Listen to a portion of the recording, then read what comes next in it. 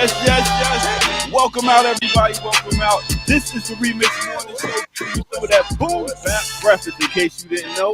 And I go by the name of the Ear Doctor. Let me introduce you to your host today. We got Dr. Jared. Ball. Burn it down, Kim Brett. Kamal K. Franklin.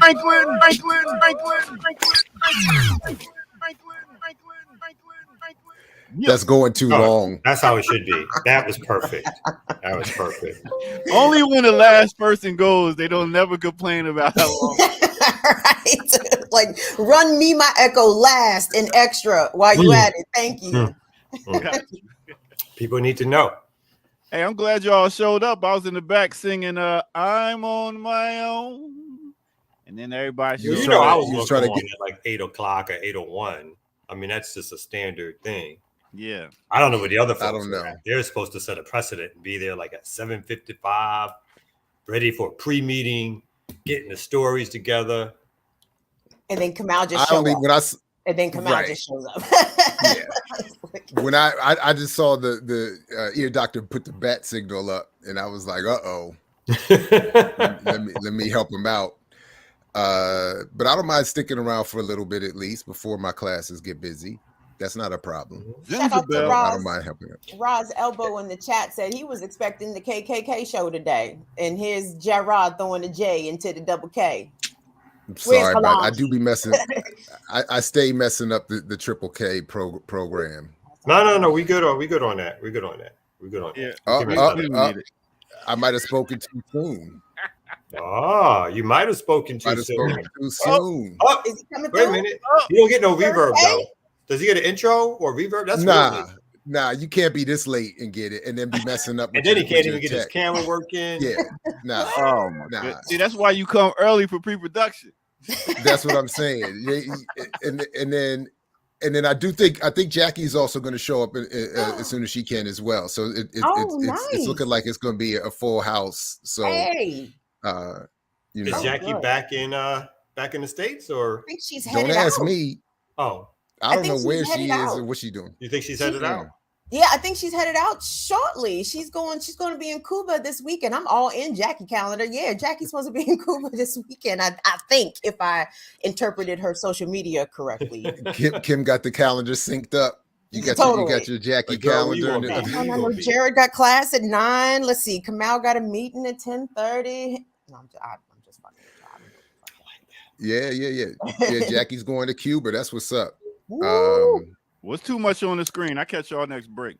Damn. Oh, damn. Oh, just fast with it too. He's like, I need my solo time. What's up, Kalonji? Exactly. Hey, listen, man. I came into the wrong studio. I was working on something else, and then I'm like, oh, this ain't where I'm supposed to be. So I just came to say peace to you, good people, and it's always a wonderful time here at the RemiX Morning Show. How about that? Dig it. And then you're leaving again? Probably. Oh. I mean, I'm anti-Klan, so I ain't want to be on the KKK shit. Not what we stand for around here. That's why I showed up. That was We the Black Klan. We the Black Klan. Yeah, to balance the complexion out. You know what I'm saying? It's all good. You know what I'm saying? Shout out to Ronald Reagan. You know what I'm saying? Rest in peace. I just saw come out. Ronald Reagan sold crack. He definitely sold crack. You know what I'm saying? And again, I will never stop pointing out that he died during my wedding and we raised a glass. So that was, I was like, we are the last straw. He was like, not them getting married. I can't take it. It's a damn shame. I will say, when I wear this T-shirt, it's the only time people bother me in the street. Like, I definitely get like stops and like, where you get that from? It's the best T-shirt I ever heard. I started seeing in my life, kind of thing. People like this shirt. Word up. And Shout out to you. Start rocking them. But fuck them. You got to shout Guerrilla Republic out for that, man. Who? Guerrilla Republic. I got a couple Guerrilla Republic shirts. That's who made the shirt. No. I made the shirt. I made this. You gonna take credit for it? Okay, yeah, I ain't gonna say nothing because he still owe me some money. Anyway. Shout out to Guerrilla Republic, y'all. Thank y'all. No doubt. And but wait till you out there wait till you start rocking them BPM shirts. Those new BPM shirts that you definitely gonna get stopped in the street. Yeah, I just ordered 3. So soon enough, That's all you're going to see That's your is whole me wardrobe? in various BP. You got some That's cool it. tees. You shouldn't do. You got some of the best tees in Nah. the bunch. They're all getting retired. It's going to be Y'all straight getting BPM All BPM shirts. all day. Yeah. What's the color offerings for these BPM t-shirts? So I got there's several. So I got a navy blue. I forgot all the names. To me, they're variations of gray. There's like a dark gray and a light gray. I think they have some fancier names for it. Yeah, you know, it's some more colors coming. We had to start them off slow though. You know, but go to blackpowermedia.org and get your fresh teas, your fresh mugs, or you can get mugged. However you want to do this. Yes, mugs, get mugged. Depending on what. Right, that's what it should. That's what you should. We should get a thing like this and say "get mugged." Get mugged. There you go. There you go. We should have said it on air. It's our first commercial. No doubt. Man. Hey, something bad wrong. So listen, I will. Let me just share this. I put it on social media yesterday. I had because as you'll be hearing me talk about for a year the second edition of Myth and Black and Propaganda Black Buying Power. I spoke with the Bureau of Labor Statistics yesterday, who are cited routinely nowadays in more studies. I feel like I want to take credit for this. I feel like they don't talk about the Selig Center anymore, and they started to draw straight from the BLS. And I spoke to them just to confirm that I was reading correctly. That their reports are being misreported incorrectly. And long story short, details forthcoming. People are not using the data correctly. They are intentionally, I think, maybe by accident. At best, they are making a mistake in misrepresenting the data to suggest that Black people are stronger economically than we are. And the BLS is clear. We are only doing survey data based on what Black people self-report in terms of their income and their expenditures. That's it. All the other stuff about how much power this is somebody else's embellishment. So it's fake news. It's just false. It's fake news. Fake news. You get the real news here at Black Power. Leave us out. Kamal, is that you froze up? I think Kamal, you faded out, man. You got blurred Ronald out. Reagan. You got John Hinckley Jr. Yeah, so Jared, let me ask you a question. So, I mean, for people who report about the tremendous amount of many billions of Black buying power, even it's billions, yes, not quite. Well, now they're saying it's over $1 trillion. No, the claim is over $1 trillion. Trillion. Up to 1.7 soon. So people who recite this, as you say, erroneous statistic, where are they citing it from? Did they say that they just pulling it out of the derrieres, or they just say it with their whole chest and like, no, I'm saying it's with force, so you have to believe me that this is that's it. The very shortest version is simply that buying power is an advertising concept that has nothing to do with economic strength. It's the ability to buy other people's products and make them wealthy, and the numbers really are made out of, they're made up from nothing, but essentially but at their base, what they're really doing is they're saying, here's all the money Black people earn in a year. And we're saying all of that turns into power, as it can be all transferred over to white corporations with proper advertising targeting that population. And then it gets reported by the Black press usually as, we have this economic strength that we are financially illiterate in using. And if we just invested and did this and that and bought land and stock, blah, blah, blah, blah, blah. So the BLS is just simply saying, look, we are, and one of the questions I asked was, when you take the self-reported data from Black consumers on how much they're spending and on what products, are you counting in terms of those measurements what is being spent on credit? And of course they said no. So to me, again, that's just another of the huge gaps in all of this. What is being reported as power is in fact a lot of debt being accumulated through credit spending, that money people don't have to buy products that they can't afford to keep and don't own and don't manufacture to keep the economy going, because that's what the economy is, 70+% of consumer spending. So if you don't earn enough to spend the products, they give you credit cards so you can make up the difference going in debt. So in other words, they take the total number of what if all four of us went shopping and they would say, okay, they spent $100 and they spent 20 on food, 20 on this, 20 on that. And then, but they don't count like if I was spending on my credit card or if Kamal took a loan from Kalanji and went shopping with that. They don't. They don't. Would I get bubble gum? What kind of loan is that? Well, basically, and then it would be all calculated as black spending, and then it would be reported in the black press as power.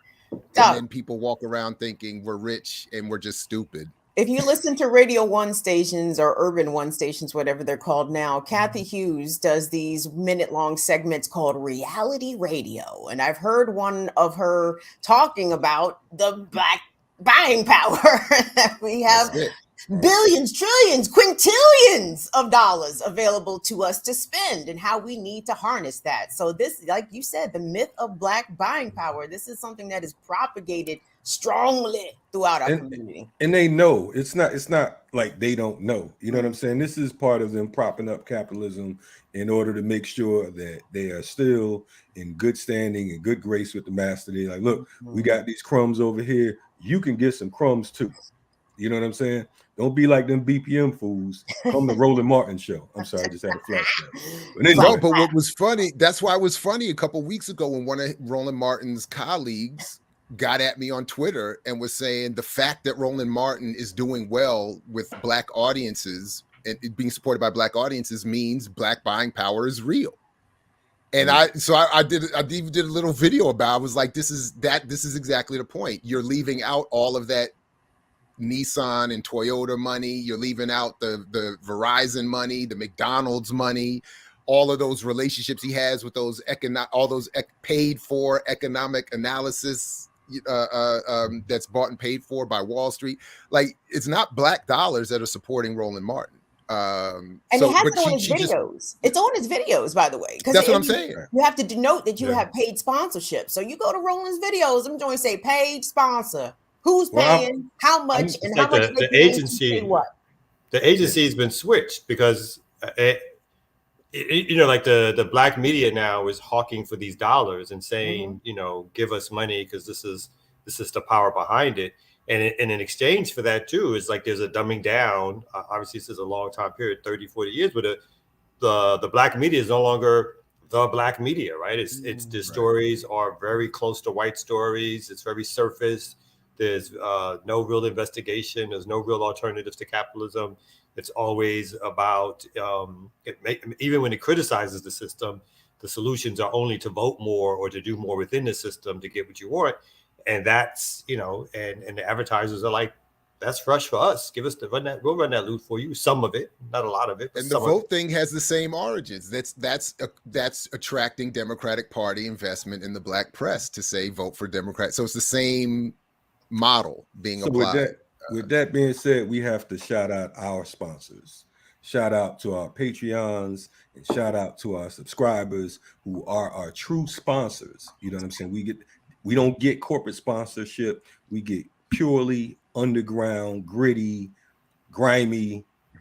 I don't know who put that up. Look like the Ed Me. I'm saying shout out to the sponsors. Yeah, so shout out to the sponsors.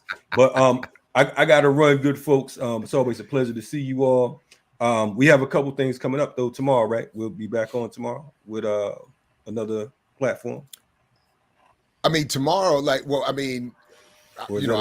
we got a lot happening on my show tomorrow. We got Lorenzo K. Irvin coming on with Dr. Joy James, Geechee Yaw, Brother Diallo. Got a lot of people coming on tomorrow morning. And then throughout the rest of the evening, Luke My Nation, Burn It Down with Kim Brown. Are we on someone else's platform tomorrow, 1:00? Or am I mistaken? Oh, that's right. I forgot about that. We're gonna be. You tried, Kalonji. You tried. I damn near had to write it up, put it on the card. I shut up because I knew, but I didn't have the details. I was like, it's okay. Well, I don't have the details in front of me either. Well, that's what happens if you don't go to the pre-meeting. Hey, exactly. Look who's talking, Mr. Never Been in a pre-meeting. Anyway, tune in. I'm fashionably Brooklyn late every morning. We'll have all the info every morning and every show. Who was the dude? What comedy show was the dude that put red carpet on his shoes, so everywhere he walked, he was on red carpet. Probably I remember Kamal. that. I don't remember who did it. But I don't Kamal either. Franklin. But listen though, tonight I forgot. Also, Sundiata Chajwa, we're on there tonight. Real talk. So definitely, I believe it's at 7 p.m. So yeah. So it's a nice full. So week. tomorrow from 1 to 3 p.m. we are taking part in the. Oh, I thought I had pulled it up here in the Revolutionary Blackout Networks Symposium on Imperialism. Okay, it's a long name. And we're going to be on from 1 to 3 p.m. tomorrow. Links to be, I guess, stay tuned to social media and Black Power Media's Twitter account. Who's going to be on there? Who's going to be on there? Actually, we're going to talk after the show. You might be on there. We got to figure that out exactly. Exactly. This is a well-oiled machine. It gives you all the information. It's general 4 minutes before you got to do it. That's what we do. You know. That's right. Just be on. So, Kim, are you available? Y'all are hilarious. I will be on the RBN Summit on Sunday, along with my dear sister Josana at 3:00 doing a panel about Pan-Africanism. I cannot fuck with y'all tomorrow, unfortunately, but y'all need to figure this out, guys. What's going on? Yeah, we do. So all I know is it's 1 to 3. Blame it on the promoters. How about that? When all else fails. Yeah, but RBN has got a good thing planned this weekend. Dr. Gerald Horn is going to be there. I know Vijay Prashad, Danny Haifung, Margaret Kimberly, obviously the good folks over there at RBN, Unholy Rome, Socialist MMA, anti-imperialism. I see my man Jimmy Dore on the line. Just want to say, for the record, I didn't do that. That wasn't me. You should jump into his thing. You should That's right. Yes. Shout out to Jimmy Horn. Jimmy Dore. Oh, wow. Sorry. Show up. You said shout out to Jimmy Dore? No, Horn. No, he said Horn, but well, we'll come back to that. I know we got to get moving here. Big pen thing. Anyway, let me get off before I get us banned and our sponsors drop us. You're gonna get us disinvited before we even get on nowhere. Can't invite y'all ends nowhere. Do your thing. See y'all later on. Be safe. All right, appreciate you. Let's switch you out. We're gonna switch. Get off the screen. Hey, we're switching Kalanji for the ear doctor. Ear doctor, come on in. Kalanji's trying to leave. I hope so, man. He's trying to put that light up real high so he could be down with the Beijing team. I see him. Wow. Wow. Hey, I ain't fucking with y'all, so don't even. Now I'm really leaving. I'm gone. I can't even find the button to leave now, man. Get me out of here. Hey, let us help you. I got you. I'm in the.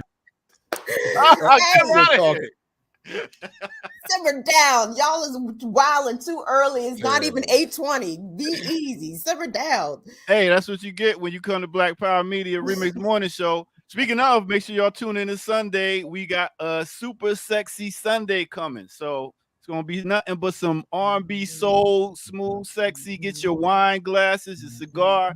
That's how we doing it. So let's go ahead and get to our first break right here, right now. All right. The Remix Morning Show, a well-oiled machine. Remix. Black Power Media.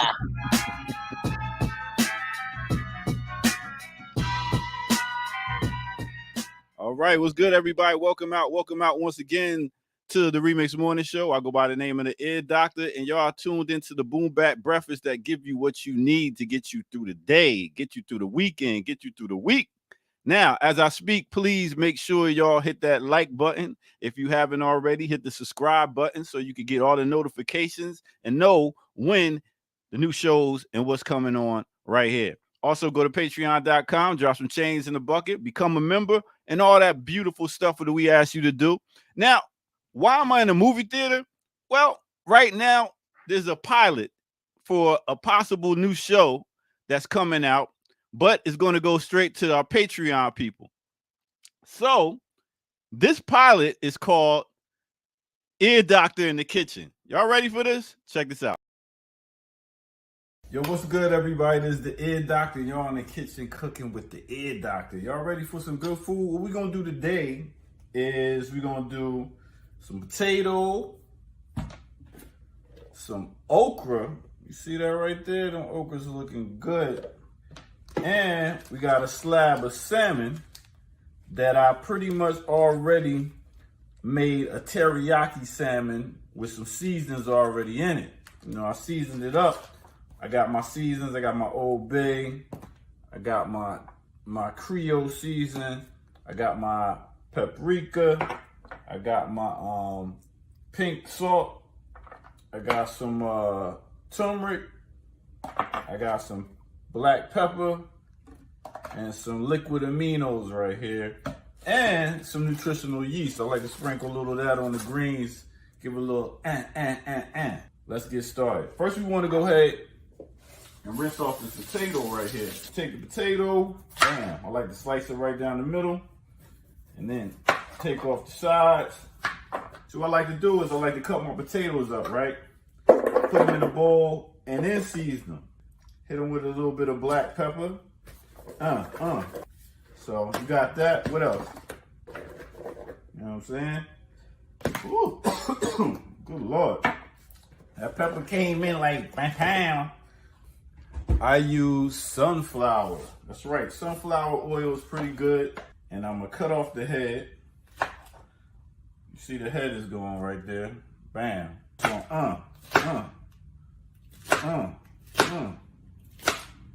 cut them like that. Onions are always good, and what I also throw in there is I have some minced garlic. We got the minced garlic right here. Bam. Slice that baby up. We mixing that. Ooh, look how pretty that is. And it's all about the color too. So nutritional yeast right here. So see, that's nice and pretty. I'll do.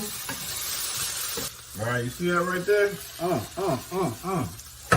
Yeah, I like that. Seasoned it nice. I like to make sure that's right there. Woo, look at that already. Is what you call perfection. Now, as you can see, you are ready to eat. You got the salmon looking pretty. You got the okra looking pretty. And you got the potatoes looking pretty. Yeah. And it's all looking pretty. So we're going to throw that on Patreon for the next one. I don't know what we're going to cook yet, but stay tuned. For our Patreon members, we got some stuff for you. All right, let's get back to the morning show. I know they got stuff to say.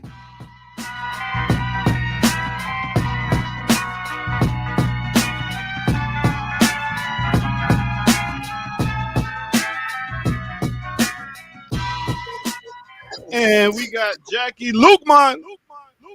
What's up, Jackie? I had to come in here on some okra. Damn it. But look at the Renaissance man. Look at Yeah, doctor, I have to say the Old Bay on the salmon is a very interesting choice. Very interesting choice. I feel that the taste of salmon is usually very delicate, and Old Bay can be very overpowering. I'm curious as to how much Old Bay you put on your salmon. Not super lot, but a nice amount. I like to season my food so it's real nice and savory. That's the worst cooking show I've ever seen in my goddamn. Such a hater, Kamal. It's the worst. The lighting. It's some ghetto. See, this is why Patrice Cullins and on board a $6 million mansion, so they could do a real cooking show. That's what we're working towards. We working towards. I'm not working towards no $6 million mansion. That Dear Doctor in his own kitchen is a real cooking show, honey. That don't get no realer than that. I saw a little roach run by in the background. That's how real it was. I saw a little roach run by in the background. Oh my God. The hate is real. The hate is real. Listen, we're going to do pescatarian meals, vegetarian, vegan, all that. Do it for my kids and find out what they like to eat. And they're going to be my taste testers. So that's going to be the show. How about that? I like that, Air Doctor. Well done. Nice. Very nice. Very and nice. I'll leave here before I get some more hate from Kamal. Thank you. Seriously. This is coming. It's coming. I only have hate for the okra. That's about it. I always have hate for okra. So I love fried. But it is clear that if you were not a patron already, now you really got to do it. Now you got to cooking show, yes, for that man. cooking show, on. absolutely. Yes, for that He's actually made breakfast. I've actually tasted his breakfast and it was good. I'm gonna give him that. I believe it. I just don't know if it needs to be spotlighted with that bad lighting and that, Come out, then God a man's life. Today? I mean, as opposed to every other day. Light. He's to stick to what he know. DJ. He know how to cook. No, come out. I don't like all this hate towards a fellow team member, man. You need to keep just really deep on the crotchety old man today. Extra, more than usual. Dang. I mean, you going to Brooklyn soon or something? You feeling that Brooklynite tingle in your chest? You like, man, I'm about to go to my homeland. I gotta start hating. I'm coming out y'all way. I'm coming out Baltimore soon.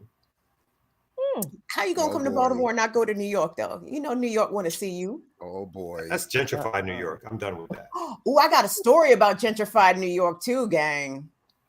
Hey, perfect segue. Look at that. Let's map slap.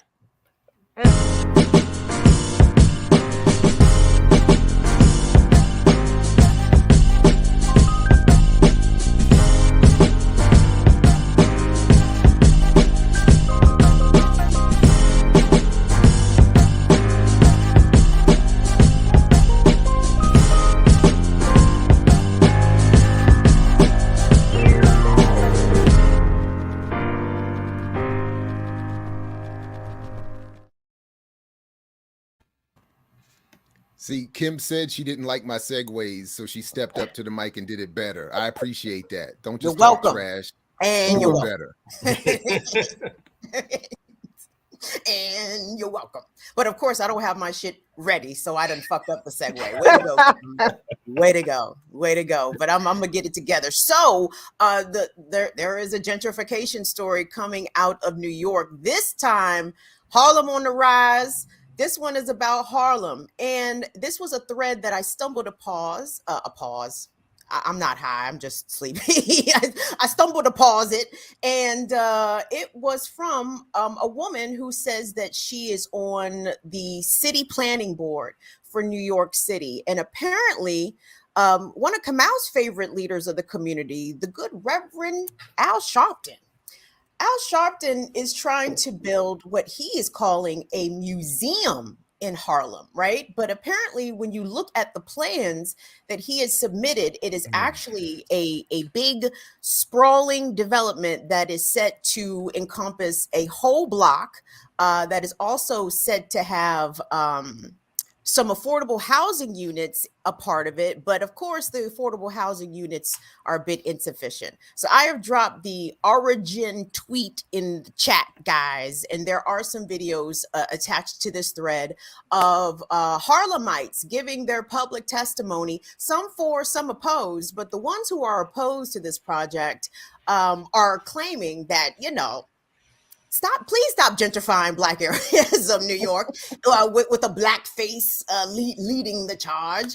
These people remember all too clearly what happened in Brooklyn with the Barclays Center. Jay-Z said, yeah, man, we're going to make Brooklyn pop. Yeah, we're going to pop niggas right up out of Brooklyn. How about that? So you got the tweet pulled up, good fellas? Yep. It's on the screen. Bing, bang, boom. Somebody with reading glasses, read it out. So Leah Goodrich says, I'm on the city planning commission, and this land use proposal comes through. A civil rights museum in Harlem headed by none other than Reverend Al Sharpton. The name of the proposal is 145 Museum of Civil Rights. Yes, except all was not as it appeared. The truth is the proposal was for a behemoth building spanning a block, which included 900 housing units, with less than 300 of those being at affordable rental rates. The museum was just one small part of that building. Harlem residents came out in full force opposing this project. Their voices were powerful. I want you to hear them. Do you want to play this clip? We can play a couple, maybe not the first I'm one. Janice T.D. Jackson. Oh, sorry, go ahead.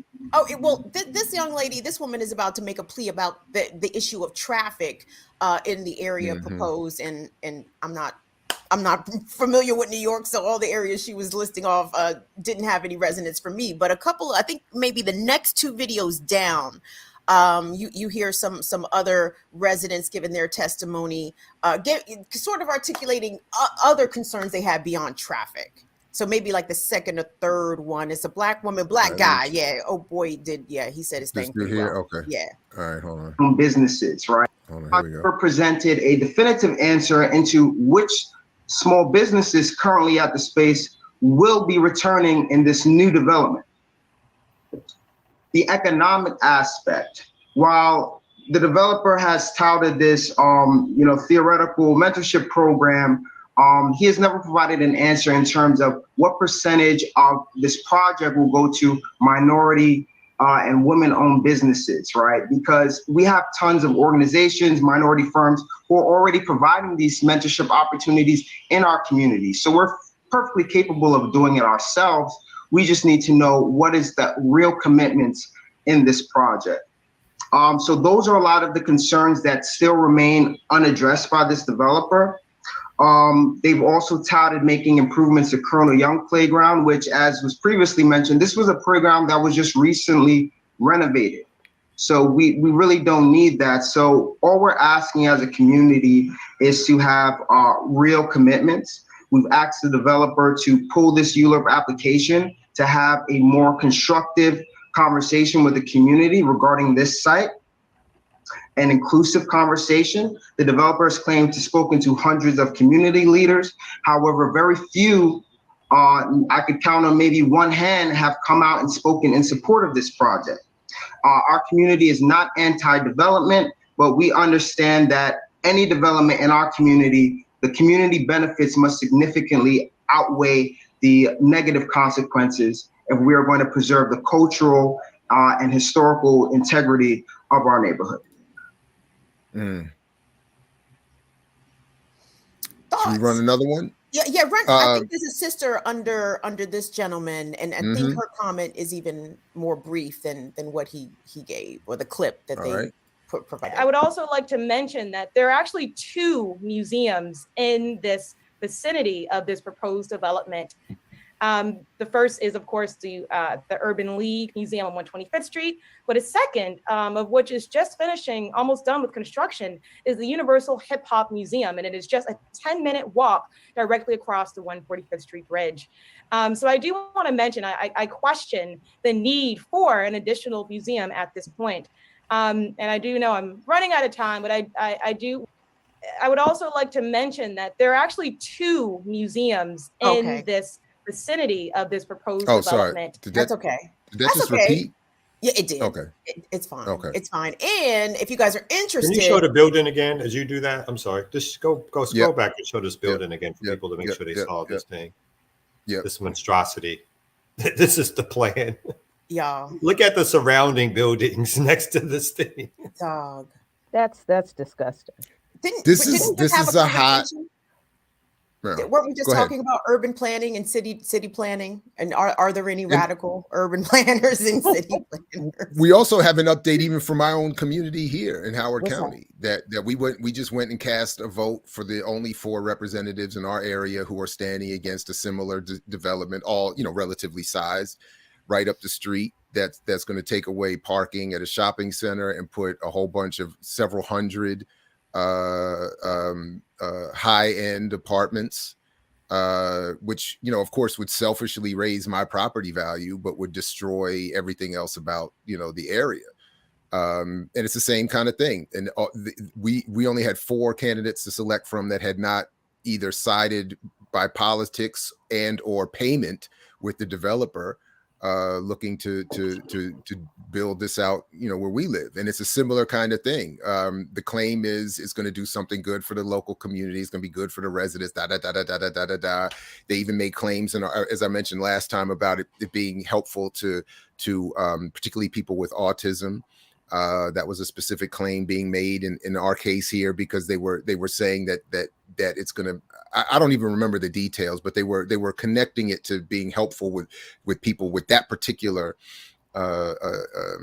ailment. And I mean, it's just in all of this, and then all of the background billions that the developers plan to make don't focus on that. Don't listen to that. That's irrelevant. This is going to be good for you. It's all the goodness. It's going to be good for you. Your community. Don't you worry about that. Yeah, don't worry about that. And then lastly, I was just saying, Columbia, though, Jared. I mean, with respect, sir, you are talking about a planned community already. We're talking about New York City, Harlem. But Kim, I'm only making the same point, that this is an issue that is rampant throughout everywhere, and that Yes. even in the so-called plush, tree-lined streets where I live, where there is still, as I grew up and experienced, a great amount of inequality even here. The issue is low-income people like me when I grew up are not allowed to live in this area anymore.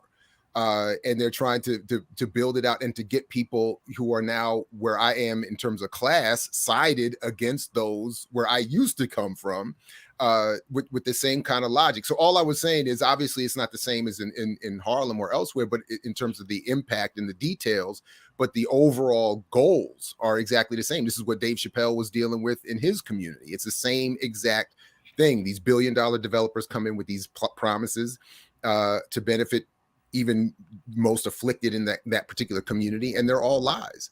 And the last point I would just want to raise is that museums are tombs for the conquered. They're not victorious celebrations of a victory of a successful community or movement. So whether it's a hip hop museum or a civil rights museum or a Black history museum in DC or a monument to Dr. King, I'm philosophically opposed to all of them, because all of them are just they're again entombing movements that should be vibrant and still ongoing and more militant and more demanding in terms of what they get in return. So I'm opposed to all of it across the board. I'd only say that, and the other part that they always throw in is this idea, like this mixed use housing or this mixed income housing now is really huge. To claim, like, they're going to do, like, of the 900 units or however it was, a third is going to be reserved for poor folks. And then what usually happens too is, as that development gets closer to happening, and even if they do reserve some of those units, there's a sunset clause. Like, there's a certain amount of time before they go to market rate. And or the other quicker way is that if somebody vacates the apartment complex, then immediately it goes to market rate, which gives the incentive of the landlords to really work their way to get people out of those apartments. And then they fast within 10, 15, 20 years, what was supposedly 1/3 is now down to 15, then down to 5, then down to 0% of folks who actually get any benefit of staying in those neighborhoods. Because, and when it comes to Al Sharpton, obviously I haven't seen the financing for this deal or anything of that nature, but he seems like a front man. He's got money. I'm sure he's got money to get out of this. But I'm sure there are billionaires, which are at this stage his friends, which asked him to be the front person, which paid him to do it, which he's going to get his percentage off the top, I'm assuming, or even after the thing is built. I'm sure there's just some white billionaires out there trying to make hundreds, if not millions of dollars off of this. Yeah, and that's after how many hundreds, if not thousands, of already affordable housing development is destroyed to build those kinds of behemoths. And then they come back and insultingly claim, well, we've set aside 300 out of 1,000 units for affordable housing, but the affordable rate is set by the developer, not by the city council, and not by the people who would potentially live there. So, I mean, it's all this whole mixed use housing. It's just such a scam by the rich. Plus, did they shut down city councils buy into. What was that? Isn't Sylvia's gone? Isn't Sylvia's gone already from Harlem? Like, isn't that the last sign? Isn't that as much as them putting in a Gold's Gym? I think. But what's up? I mean, Sylvia's was kind of. It wasn't food for the Harlemites. That's what I heard. Like some of that Okay. Some of that was kind of bland. Like, it was I went and I'm like, this is not soul food. Yeah, the tourists. That's for tourists who don't know better. Tourists who don't know better, who don't actually know what good soul food tastes like. Yeah. The one time I went, maybe I don't know. I enjoyed it and sat in the table next to Jasmine Guy. So maybe how long ago was that? You sat in the table next to Jasmine. It's been about 20 years. Doesn't that give you a little bit next to Jasmine Guy? Yeah. 30 years. The one time I went, I was surrounded by Asian folks who were there to get off a bus and on a bus. Yeah. So. Yeah, it was very tourist. I think I was probably it is still 10 years ago. Yeah, very, very tourist trappy. I'm like, I walk in and it's like, oh, so they're the only Black people are working in the Okay, I don't think this is going to work out well.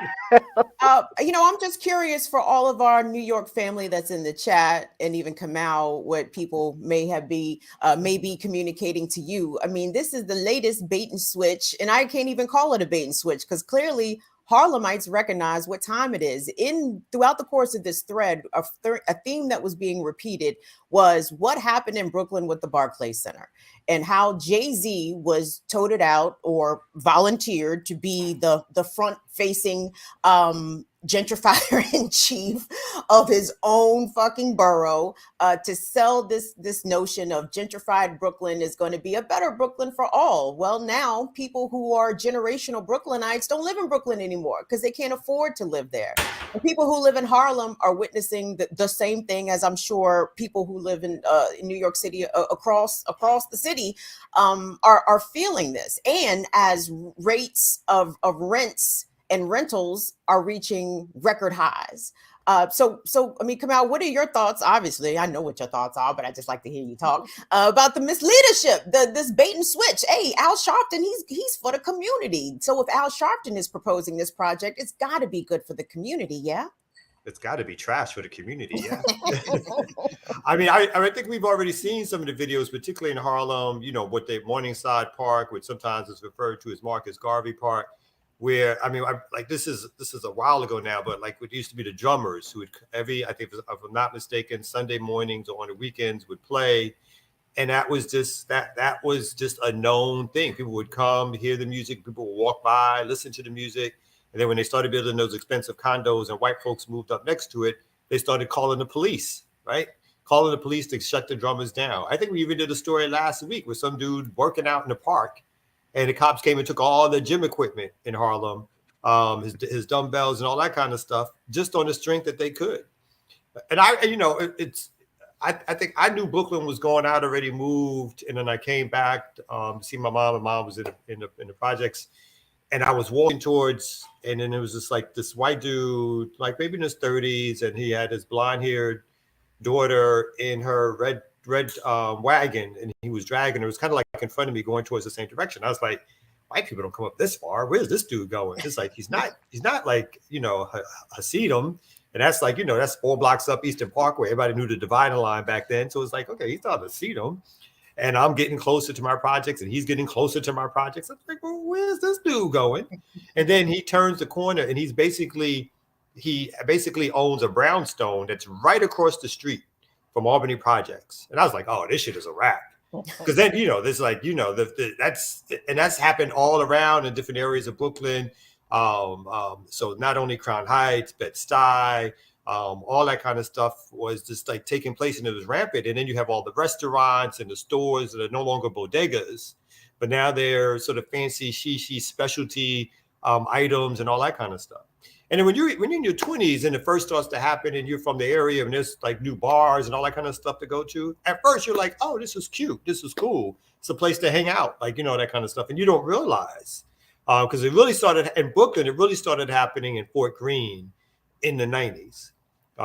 That became like the place where it was like the cool place to hang out, and it was no longer like the spot that Biggie used to talk about, where even where Spike Lee grew up, and Spike Lee's dad like bought a brownstone or whatever. But you could see like the changes. And at first you were just like, oh, it's cool to hang out. But then you started seeing more, again, the white residents, the spaces to shop. And then it was just like, yo, this is like a snowball effect. So Brooklyn has been going for a while. And that's the other thing, is why we've had this sort of reverse migration back to the South. Because folks, not only the prices, but people have talked about the level of police brutality that they've experienced in the East Coast or the West Coast, and how that's driving people. Is an amazing turn of events, right? How that's driving people to say, we're going to go back to the South, where our mom or our grandmother still has a house, we still got family. Because up in here, these cops are after us and chasing us, and the rents are too high. So, yeah. And the same thing is happening in Washington, D.C., the former chocolate city. I mean, Kim, if you and I'm Jared, I'm sure too, if you ever like driving down 395 and you can just see that it is a landscape of high-rise luxury apartment complexes. And all of that used to be, civil, almost like World War II era row houses that a lot of people were able to buy after World War II with their little benefits from, with Black folks, they really were little benefits from from the GI Bill. And all of that land, all of those houses are gone. All of those historic, formerly Black-owned row houses are gone. The only ones that really still remain are around Union Station, and now those are mostly, there are like a couple of pockets of Black families that still live in some of those houses, but almost all of those houses around Union Station now. Kim, you remember how Union Station used to be real sketchy at one point? Yes. You Yes. know how at you there were two places in DC that you were kind of taking your life into your hands if you The went bus to stop, at the bus night. station, The the bus bus station. station. Well, there was three. It was the bus station on First Street, Union Station, Mhm. behind Union Station at night, because Union Station was not Safe. redeveloped like it is, and all this kind of stuff. And Chinatown, although Chinatown was fun, but those were for other reasons. But anyway, but yeah, all of those homes that were owned by a lot of elderly, certainly, but World War II veterans and their families, a lot of those homes are owned by white people, and they are worth millions now. But along the 395 corridor, all of those, that lovely green space that was in between the highway and the row houses, all of that's gone. Nothing but, rows and rows of high-rise luxury condos. They are still building more, and they moving into Southeast. They Girl, just I was about to say, because Navy Yard over the past, let's say 5 to 10 years in Southwest is Buppy Central. it Or is. I Look, mean, you have to be under 40, childless, and be able to afford $2,400 in rent for a one-bedroom apartment I to live mean, in Navy Yard. I've lived in our neighborhood for 25 years, since my mom died in 96. With the exception of 3 years, I've lived in that house. We've had recently three white families move in, and this one dude, I'm gonna talk about him because I hate him. Are you in Uh, Anacostia? Not to be all in your no, business no, here. I'm over in Randall Heights, right across the Ah, street from right on Southern Avenue. oh, very So nice. here this dude. Now you got a bunch of Black people, mostly middle class, retired, Mhm, older Black folks who just want peace and quiet and to be left mhm. alone. This dude comes in with his wife, and Abdus hated him too. Our dog hates him. Our dog hates their dog. Our dog has bitten their dog. Right Good on, job, Brewski. Brewski. Right You on, know, Brewski. but this dude comes into the neighbor, and see, this is, and I'm telling you this because I want people to understand this is how they behave. These people don't, by and large, don't come into the neighborhood with any kind of good, um, uh, wanting to build good relationships with the neighbors, right? We got a couple of folks down on one side who they're pretty cool. They mind their business and they're friendly and all this kind of stuff. These folks, they've decided that they want to inculcate themselves in the neighborhood community group. They had a they had a they had a festival for Juneteenth, which was great. The community festival for Juneteenth, that was cool. But then they decided that everybody should go into the woods and clean up the woods on Juneteenth. Service Day on Juneteenth? And when they had planned it, Uh-uh. when they planned it, Abdus had not yet passed. So we had planned to put out a little grill and do a little cookout, and just kind of hang out with the kids and all this kind of stuff. So we're like, all right, well, cool, we'll go along with this. Even though we have had other kinds of activities in the neighborhood before these people came along. And the Black folks have ingratiated themselves to these people like they are the second coming of fucking Jesus. And every idea they have is just so wonderful. And yes, ooh, we got to do what James says.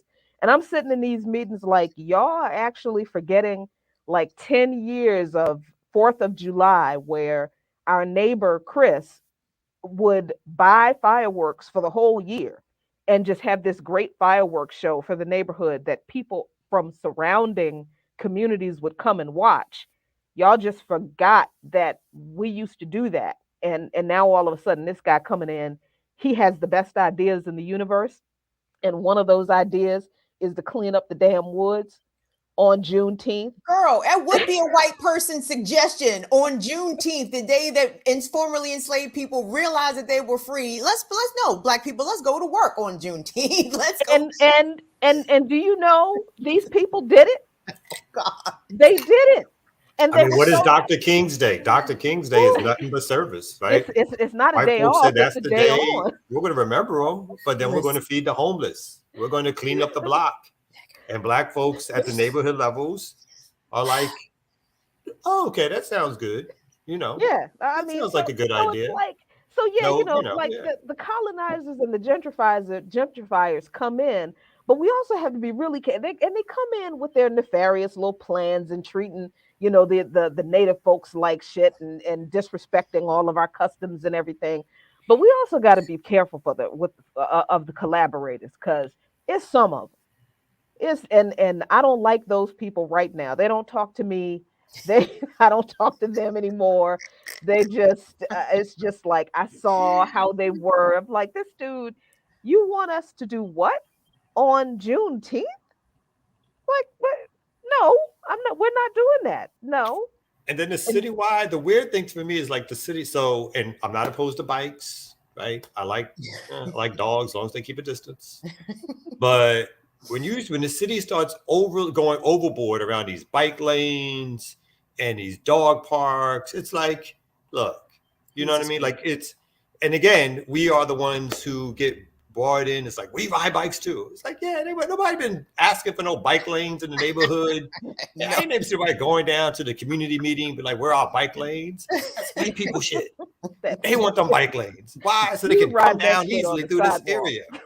Yeah, so it's like all that stuff. It's like it just gets cooked into the sauce, and then you have your Black liberal Democrats who are in office, and they spend the majority of their time thinking about how can we get more bike lanes. Yes. And then when they do these park things too, I'm like, it's like we all want beautiful parks, but I'm like, you just now built a 30-acre park in the middle of this neighborhood. Ain't not one job you created that's last longing, and nothing like that. But it's like these huge parks. It's like, can you build a park that fits the needs of the neighborhood as opposed to the people, which is obviously not the intent, right? I'm building a park for the new people I want to come in, right? And so that's the kind of stuff out here. Yeah, they did that. They out sell it to here, you like built it's a the greatest ideas ever. And I went to the joint and I was like, I'm part of the Columbia Association. Can I take my dog in the park? And they were like, oh no, this is not part of the Columbia Association. This is a private dog park. I thought CA was private. I thought CA was private. Like, you have to be a member of Columbia Association. Yeah, you have to pay. Right. But that's what I'm saying. And I am. And if you're in Columbia proper, it also depends on when your street was part of the Columbia joint, blah, blah, blah, blah, blah. But you can join, you are paying into it. So I was saying, I'm paying into it. It should be like the pool and the gym and all the other stuff. This is a dog park. Oh no, this is a separate private. We're not part of the Columbia Association. So I said, well, then let me just fill out the joint. Because I'm standing there with my dog on a nice day in front of an empty dog park. So I was like, well, let me just fill out the thing and get in there. I mean, what's so deep about it? Like, oh no, we got to fill it out and then we have to send it to a thing and we have to get back to you and all this. Jared was just trying to pay the cover charge to get into the dog park. Jared, because I was like, I don't $5 to get in, please. She gave me a whole bunch of grief. I tore up the application, threw the clipboard on the floor, and was like, I'm skipping some stuff. Like, it got a little, because I raised some questions and she had an attitude.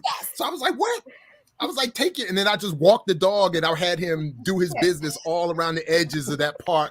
The rest of the day, I just kept walking in circles around the park and let him do his business. I was like, pick up the pen off the floor then. I was like, and I was like, I dare you to call somebody. I'll be right here.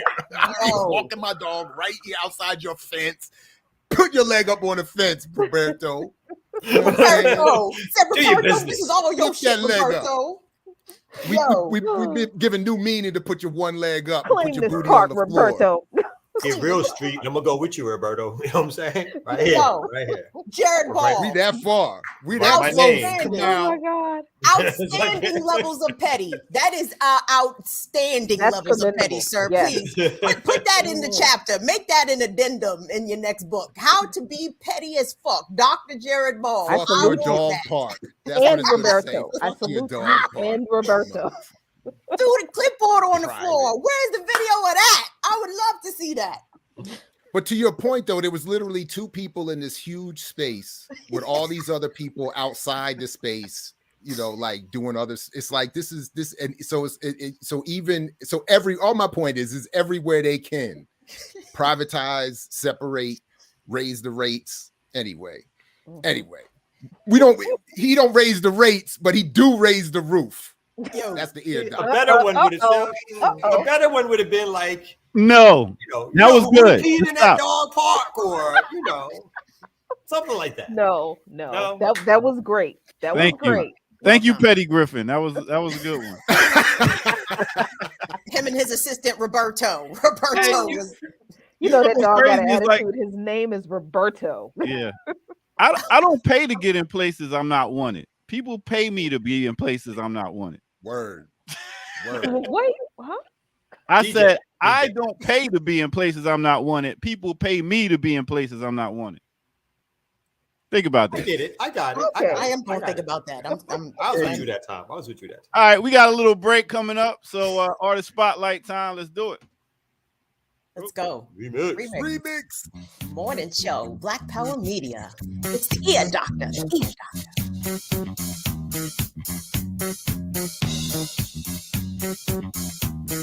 Oh yeah. Like I said, yeah, man, I get paid to go to places that they do not like to see me, but too bad. I'm getting this money, so y'all gonna see me today. All right. So anyway, let's go ahead and get to our artist spotlight of the day. Who are we going to talk about? Did you hear this funky music right here? Oh man. Let's talk about this band right here. A Taste of Honey. That's right. A Taste of Honey. Let me tell you about A Taste of Honey. They pretty much came out back in 1972. It was Janice Marie Johnson and Perry Kibley. That's right. They started all the way back then. They had a major big disco song called Boogie Oogie Oogie. That's right. It came out in 1978. Now, they started their group back in 1972 out in Los Angeles, California. But, you know, they was doing their thing, and they wound up getting on the USO tour, which took them out to Spain, Morocco, Thailand, Philippines, Japan, all different places. But it's not till they got back to LA, got to a nightclub where they got discovered and brought over to Capitol Records. Capitol Records came, and in that year, Boogie Oogie Oogie came out and took over. It was one of the hottest. They actually got, 2 Grammy Awards for that song, and also Grammy Award for Best New Artist. So, yeah, they was doing their thing, had some different people come in and out of the band. They were produced by Fonts and Larry Mizell for Sky High Productions. So they did their thing for a while, broke up after their 4th album. It was pretty much their last album. They did 5 albums, but the 5th album was called One Taste of Honey, and that was just with one of the sisters, Janice, that was on there. And she ain't do too good. But, you know, she tried. But that's what happened. They went their separate ways. They didn't get back together till 2004 when they got together to do a Get Down Tonight disco explosion on PBS. So it was a while, but they got back together and tore it down. Taste of Honey, one of my favorite joints right there. Sukiyaki, which is another joint. So check out Taste of Honey. They got some bangers. Also, I'll Try Something New. All right. So that's your artist spotlight for the day. Now, let's get back to the Remix Morning Show. All right, let's go.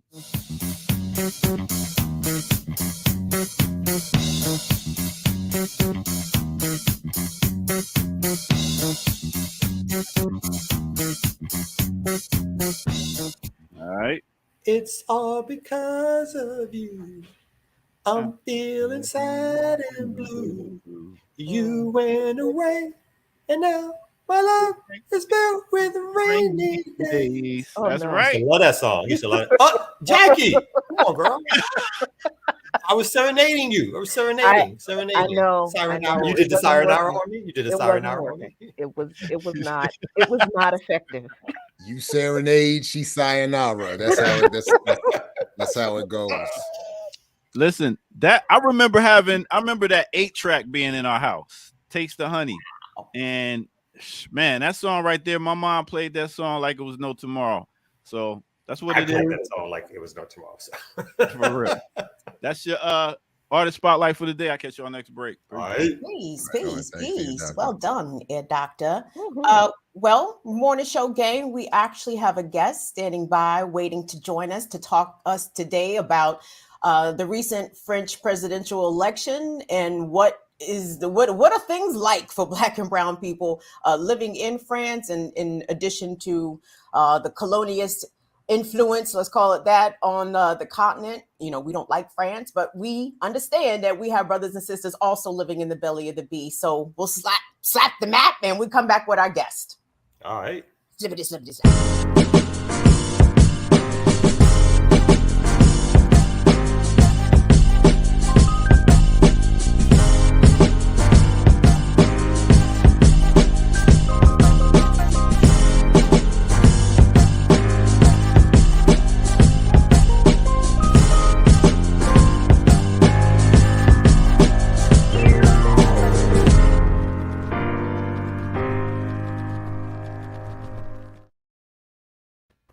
Welcome back, everybody, to the Remix Morning Show here on Black Power Media. And I'd like to welcome our guest today, Ibrahim Bekrouri. I hope I'm pronouncing your name correctly, Ibrahim. It's Beshori, but it's fine. Beshrouri, thank you so Good much. enough. Ibrahim is a PhD of geopolitics, also an adjunct professor, adjunct professor at John Jay College, and a campaigner for the group called Some of Us. Are you joining us today from Paris, or I'm all in your business? I'm sorry. Just outside of Paris, for those of you who are familiar, I'm in the banlieue in Saint-Denis, in the north of Paris. That's where you have mostly working class, communities, immigrant communities living. So yeah, that's where I live. Well, welcome, bienvenue. We're so excited to have you here. So this recent presidential campaign between Macron, well, we call him the white supremacists, and then the far right white supremacists, right? Between Macron and Marine Le Pen, this campaign has been described by at least some of the Black, Francophone Twitter accounts that I follow. People have described this as the most racist presidential campaign of all time. What was the temperature of this campaign and the significance of Le Pen being defeated? Because that was not necessarily an assurance that Macron was going to be triumphant. Yeah, it was not. It was not. At the same time, Macron winning is a small victory. In this sense, it's a triumph, or a small triumph, but it's not a triumph in itself, as you accurately described it. Macron is a white supremacist. Marine Le Pen is the worst white supremacist, or at least that's what we believe for now. It's not a victory for anti-racism. It's just a respite, a way for anti-racism in France to survive and to try and change the current of affairs during the last 5 years, hopefully. During the next 5 years, sorry. Go ahead, Jared. Sorry, Kim. Go ahead. No, go ahead. No, I want this to be a round robin sort of thing. Well, but go ahead. The first, I just wanted to back up. When you were talking about where you live, I just wanted to confirm that I understand what I think I understand about that region, where in Paris and I understand a number of places throughout Europe, there has been a re-gentrification of the city centers themselves. And the poorer, blacker, browner, et cetera, get pushed out to the suburbs. So it's what we would say over here would be the suburbs. That's how you're situated right now? Is that more or less correct? That's how it works in France, and that's where I'm situated.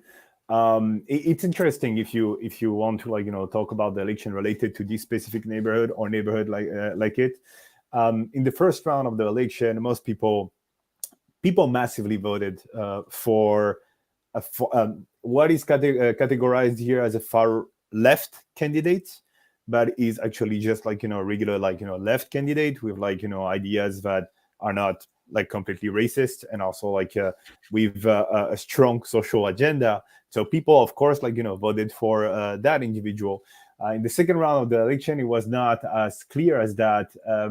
You had basically, like, people thinking in this neighborhood in which I live, like friends, neighbors, when I was talking with them, you had people saying, I'm going to vote for Marine Le Pen, meaning for the far right, just so it blows up. You have like that minority that talks about that, but just want everything to be over with, or for people to wake up. And then you have people who wanted to vote for Macron just to avoid, like, the worst kind of, like, scenario, not like people who voted for Biden to avoid Trump, for example. And then you had people who just, like, were not going to vote. They got motivated to vote because of that far left, like, candidate, Mélenchon. But once it was out of the picture, they didn't see any reason to vote between a racist and another racist. Someone was going to destroy their lives, and someone else was going to destroy their life, maybe, like, faster. So that's the kind of, like, rhetoric that you saw there. So it was a really intense 2 weeks with a lot of, like, conversations, difficult conversations. I think it was. I'm talking about, like, the people I talk to, meaning people who look like me, brown people, Muslim people, black people to a certain extent, that live around me. And it was tense in the sense that it was not like an appeased conversation. We were fighting among ourselves, between those who say don't go to vote, we can't vote for Macron, and those who said you have to vote for Macron because really Marine Le Pen, the far right candidate, is worse than him, is still worse than him. And it's just about survival at this point. It's about getting 5 more years, because, like, we elect a president here like every 5 years for now. Getting 5 more years in which maybe we can, like, counter the far right, in which we can, like, still play into a or a state that is not completely a fascist state, and in which maybe we can, like, gain some sort of advantage. So that was the conversation that we were having, and it was a tough one. It created, like, drifts within communities, between activists, between people in general. Yeah, sounds familiar. Go ahead, I'm sorry. Jackie. Go ahead, Kim. Oh, no, I was going to ask, what are the ways in which you are seeing fascism present itself in France, even though Macron, white supremacist, was but a liberal, was able to hold on to the top of the ticket, so to speak. I'm curious as to what local governments around the nation are looking like, because, for example, here we are seeing the right wing, the far extreme conservatives take and seize control of state governments, state legislatures, passing extreme laws forbidding the instruction of everything about the accurate teaching of American history, to anti-trans laws. I mean, it's really getting bad here. Is it the same being experienced for marginalized people in France, particularly Black and brown folks? Yeah, to an extent it is. Power works differently in France. Like, political power works differently in France. We have a really centralized government. So regions, meaning states and cities, have less power than they have in the US. For example, we don't have, like, local police in the sense you understand it in the US, in the sense in which the NYPD, which is a war machine really, is seen as a local police, a city police. But we have a national police, and then a local police that also works under the direction of the national police. And so local power doesn't have much power. They have, like, a small amount of power. They can organize, like, program locally. They can give a certain amount of money to, like, schools, etc. But they don't have much money to begin with. And they have, like, a small, like, amount of power compared to the amount of power that, like, state legislatures, for example, have in the US, or even, like, a city council in certain cases. That said, in France, what we have seen in previous elections, at the local level, old parties are still, like, holding those territories. hold like, right-wing parties, center-left parties, they're still like holding these territories. And the far right, Marine Le Pen, has a hard time like penetrating these categories, these territories, as well as like, the Macron, like, extreme center, or like, I will say far right myself, but people call it like the extreme center. They kind of like, have a hard time penetrating these specific territories. That doesn't mean that the ideas of the far right are not penetrating these territories and people who are elected to lead these territories. What we've seen in this election is just the result, like, in this campaign, is just the results of 15 years, maybe more, of public debate centered on the question of what is French identity and why people who are not white French are not part of that identity. It's the result of 15 years of focus on, like, Islam and Muslims as the others. And of course, as you know, Muslims can come in all kind of, like, colors and ethnic background. But mostly in France, Muslim communities are West African and North African. So you have brown and black Muslims.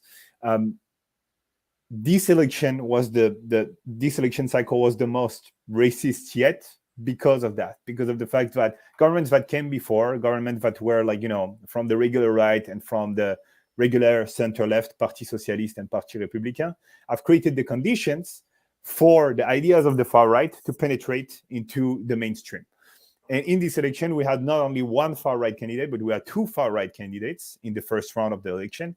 It doesn't work like in the US. You don't have, like, two parties basically that elect, like, their representative, and then they fight, like, at the national level. You have, like, about 18 candidates, and among these candidates, 10 of these candidates are, like, serious contenders for the presidency. And in the first round of the election, they all, like, compete against one another. And in the first round of the election, the one who came first was Macron. So, in my opinion, a far-right candidate. Then Marine Le Pen, a further right candidate. Then Mélenchon, who is that far-left candidate. And then after that, it was Éric Zemmour, who is the further right candidate. He's even worse, like, at least in the expression of his racism, than Marine Le Pen. So the point here is that at the local level, politics from the far right were not elected massively yet, but their ideas are really much present and orient local campaigns. They characterize local campaigns. You will hear them during local campaigns, and they will make or defeat, like, candidates at the local level too.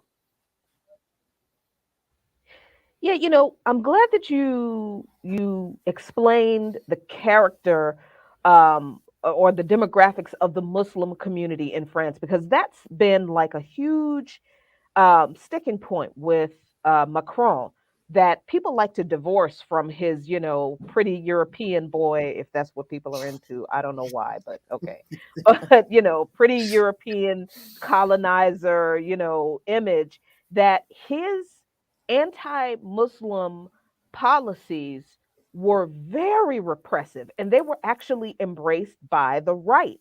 So I guess my question is, understanding now what the demographics of the Muslim community in France really is, were his policies really more anti-Black, anti-African than they were anti-Islam, or was it kind of a mix of both?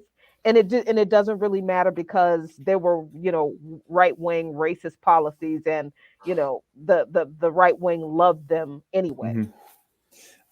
It's a really interesting question. As I said before, Muslims in France are mostly North African and West African, so black and brown. Macron focused his racist policies in the last 2 years on Muslims, so on black and brown bodies. And the Muslim is, as it is in the US, usually construed in people's representation are like the brown more than the black. But it's still, like, in France, when policies like affect Muslims, of course, they still affect Black Muslim individuals. That doesn't mean that other forms of racism don't exist in France. Police brutality was extremely dire during Macron's presidency, and it attacked protesters that could be black and brown, but also white, Asian, etc. But its discourse about police brutality was also extremely problematic and violent.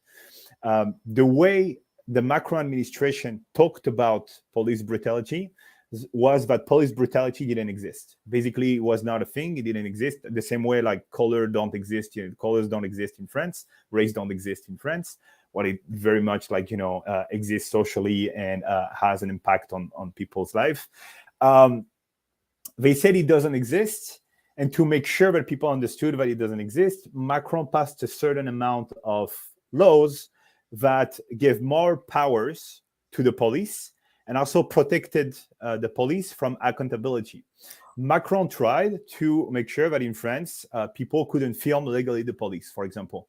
Didn't pass, but that was part of a larger bill of which most elements, most articles, ended up passing.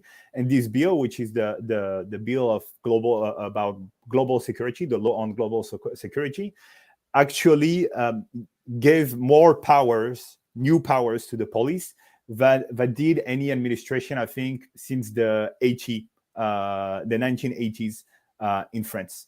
So the way in which Macron operated during these 5 years was also extremely racist. But I want to insist here that a lot of analysts would say that Macron is not a fascist, but he's a proto-fascist, meaning he's leaning toward fascism. He's paving the way toward fascism. And he might very well, in this second term, embrace completely this form of fascism. The numerous laws that Emmanuel Macron and his government passed with the majority he has at the French Assembly were laws that reinforced the power of the state and destroyed civil liberties. He passed one of the first things that he did when he came to power, for example, was pass a law that made part of the state of emergency, something that you can only activate if there is a dire emergency, come into common law. So now we live in perpetual state of emergency. Another law that was passed by the Macron administration was the separatism law. The separatism law targeted specifically Muslims, but its policies, the policies that it allows, will affect people more broadly. I think mostly non-white people, and working class categories more broadly. The bill against separatism says one thing. It says that in France you have people who are trying to separate from the state. It's mostly in the idea of this bill, Muslims, but it's also anyone who talks about critical race theory, who talks about race in general, anyone who talks about gender theory, etc. These are separatists. They want to fragment the republic. The republic is really central in Macron's fascist mindset.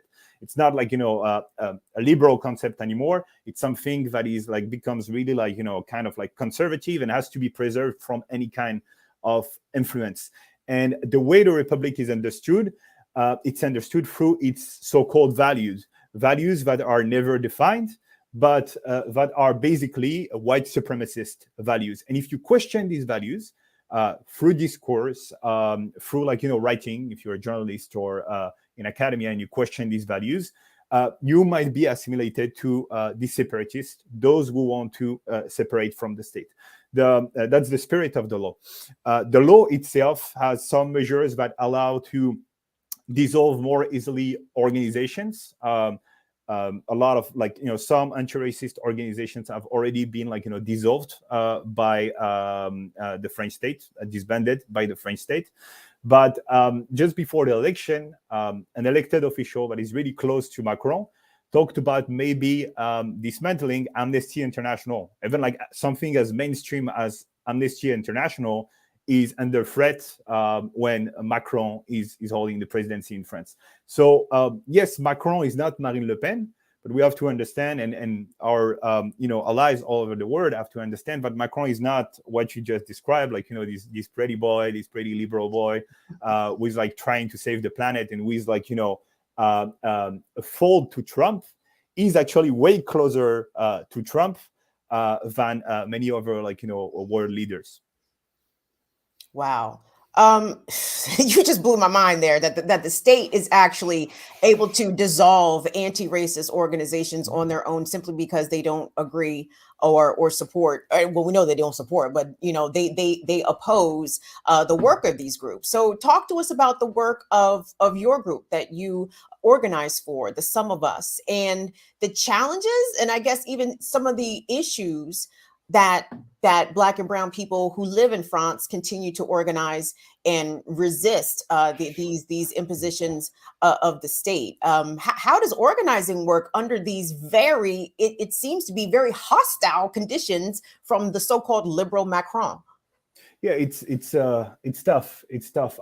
At Some of Us, we're really worried of the impact it will have on our work, of course, especially as we frontally criticize Macron's policy that doesn't satisfy what we are about, whether it's on anti-racism or on climate change or on workers' rights even. But we feel safer than other organizations because we are a global organization whose headquarters are in San Francisco. So we feel like a bit safer than other organizations. Another group that I was with, the CCIF, the Collective Against Islamophobia in France, got disbanded by the French state last year. Muslim organizations in general, anti-racist organizations in general, even left-wing organizations in general, are afraid of what can happen to them under a second mandate of Macron. They're worried of being disbanded, but they're also worried that they will be attacked by the state in other ways. One thing that the Macron government did during the last 5 years was to go after a specific organization specific journalists or media I guess you might know about the Intercept in the US. Mm-hmm. The equivalent of the Intercept kind of in France, Mediapart. It's not exactly the equivalent politically, but it's to the on the left of the political spectrum, and it's also something that is member funded, etc. And has some impact. Has been constantly attacked by the state as an ally of terrorism, as an ally of separatists, as someone who was trying, as an organization that was trying to create rifts within the republic, and that creates an atmosphere in which academics, thinkers, activists, journalists are afraid to speak their mind because they're thinking about the consequences it could have on their job, on their capacity to exist, on their capacity to keep and write, but also on their safety. Because when the states say you're complicit, you're complicit in in terrorism, basically you give excuses to terrorists, etc. It also push part of the population to be aggressive towards you, to threaten you, and eventually to act and attack you in the streets, for example, or things like that. We didn't have a major accident yet, but a lot of people are afraid for their livelihood, but also for their lives, and they don't know if they're going to be able to do their job in the conditions that the first 5 years of Macron installed during the next 5 years.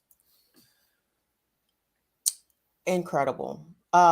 Just before we let you go, Ibrahim, I'm curious, whom should we be following? Who are some of the voices in addition to yours that are there? You have checked out this channel, you understand the politics of this channel. Yes. So, so who are some like-minded Black and brown folks that Absolutely. You would suggest that we check out, or Black and brown led organizations that are there in France doing the work? Mm-hmm.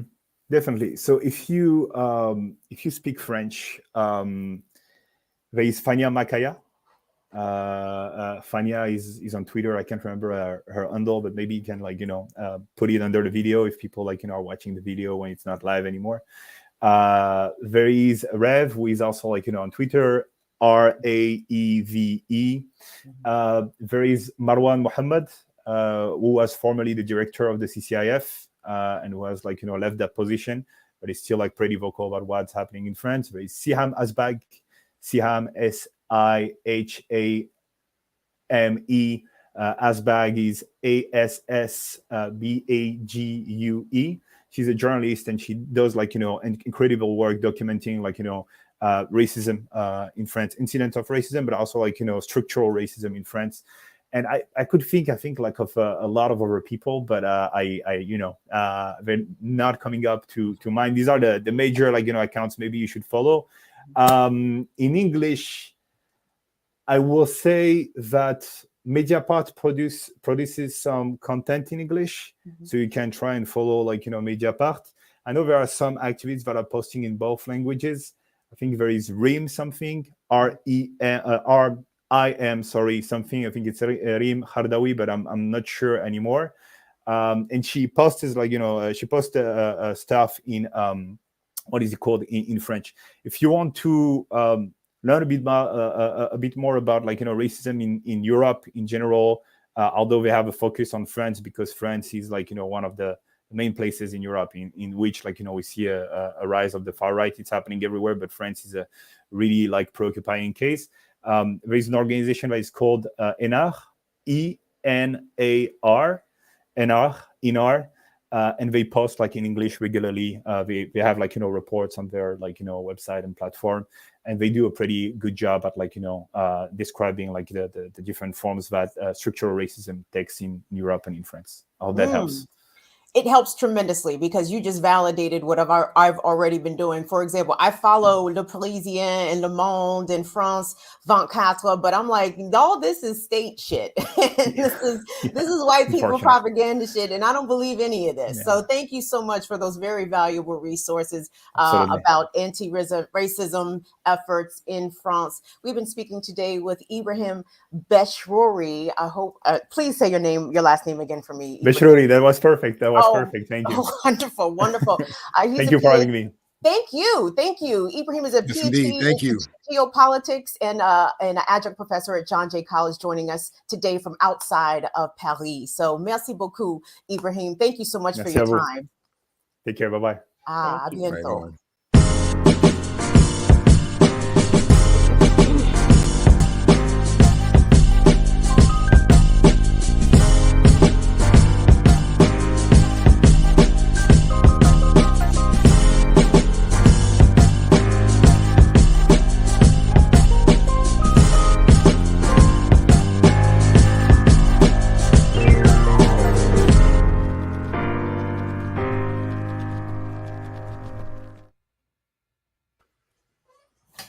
Right on. Very good. Thank you for that.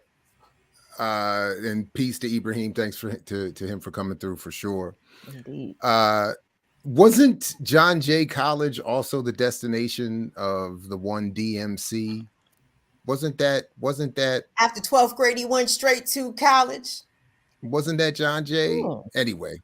I'm just looking for a segue to bring your ear doctor back up here. Maybe he can clarify that for us. I went to John Jay University. I actually think that was Pete Rock's verse on that Down with the King. There you go. That's it. Thank you for that. Ear doctor looks like he's accepting an award. I know. He's either teaching Oscars, or about to. Is it the Blammies? Make his thespian debut. Today is the Blaskas. I hope my internet starts working. Hercules. Hey, I thought I was gonna have to come on screen and help Kim pronounce that guy's name, but I'm glad. Oh, you thought you was gonna help me pronounce it, huh? We're so glad that was not necessary. That's what you thought, huh? Okay. We. Hot on the screen right now, you know what I'm saying? All right, let's get to it. Yeah. Remix.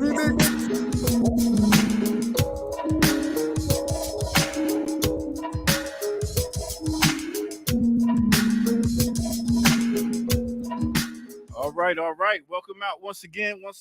Welcome out. This is the Remix Morning Show. I go by the name of the Ear Doctor. And yes, I'm fresh dressed to impress, ready to party. But right now we are going to talk about who deserves a Blaska today. man, I was just thinking, I was like, yo, this dude's been in mad movies, been on TV, been doing it for a while, but we never get this guy his props. So who am I talking about? No other than Donald Faison. That's right. You might have seen this dude in so many TV shows, so many movies. I'm just going to run it down for y'all real quick. Donald Faison, straight from Harlem, New York, born 1974. He's known for his leading role as Dr. Chris Tuck in Scrubs, which is a TV show. Also known for Clueless back in 1995 and the TV show. And he's also known for the TV show, TV Land sitcom, The X's. You might have also seen this brother in Waiting to Exhale. Remember the Titans. It's Petey. God damn it, Petey. That's right. Remember the Titans, Uptown Girl, Something New, Next Day Air, Kick Ass 2. Pretty much he was, like I told you, he was born in Harlem. His mom and pops had him in the National Black Theater of Harlem, where they was molding him very early. He first made his debut in a Folgers commercial back in 1989. Woo, take you back. Folgers in your cup. That's right. Going back to there, and then he did something with Malik Yoba, Prejudice Answering Children's Questions with Peter Jennings. And then you caught him in Sugar Hill with Wesley Snipes. He was also Loretta Devine's son in Waiting to Exhale. Man, I could go on and on. He was in New Jersey Drive. Oh, man. Another one of my movies right there. Yeah, because it's in Jersey. But he's Robot Chicken, Star Wars Episode 2. He's done cartoons. I mean, you might have seen him in Juice. I'm just going to name some of the movies because I don't think y'all really know how much work this dude has put in. You're talking about what else he's been in? Skyline. That's just some of the movies. He's done over 20 or more, 30 movies. He's been on Sesame Street, New York Undercover, Sabrina the Teen Witch, Sister Sister, Saturday Night Live, Robot Chicken, The Boondocks, Kim Possible. Man, the list goes on and on and on. The brother also has won Outstanding Supporting Actor in the Comedy Series. He's got an NAACP Image Award, and he's also got a Teen Choice Award, and has another NAACP Image Award. I just wanted to give some shine for this brother right here since he's putting in the work. So that's what it is, and I'm sure Kamal's probably found out what his wife looked like right about now, but if he does it, I'm sure he's getting it right now. So that's what it is. Let's take you back to the Remix Morning Show. And yes, you, my friend, you get a Blaska. All right, let's go.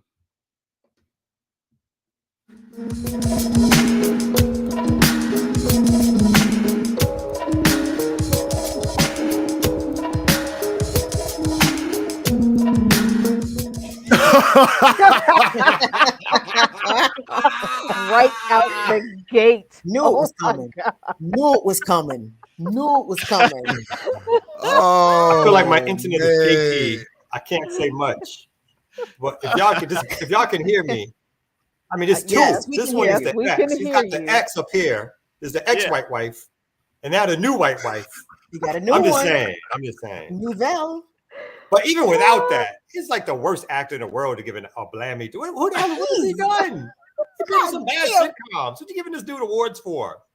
Him and I have to admit, I have to admit, all I kept hearing in my head while you were reading off his list was Jay-Z's line. That's what is that? That's one hot album every 10-year average. What do you say to Nas?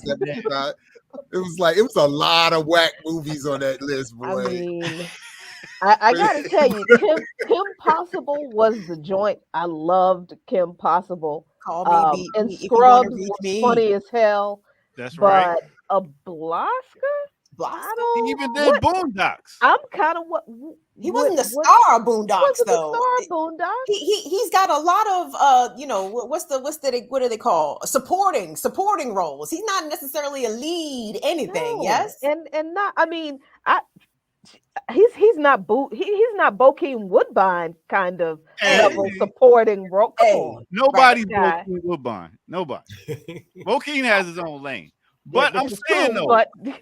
Are you going to defend that choice? Can you retract that block? Listen, I give him this. Being able to be in some of the super blackest movies to some of the super whitest sitcoms, this dude has range in acting.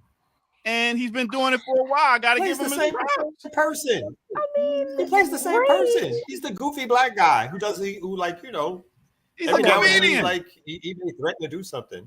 He's always the goofy white black guy.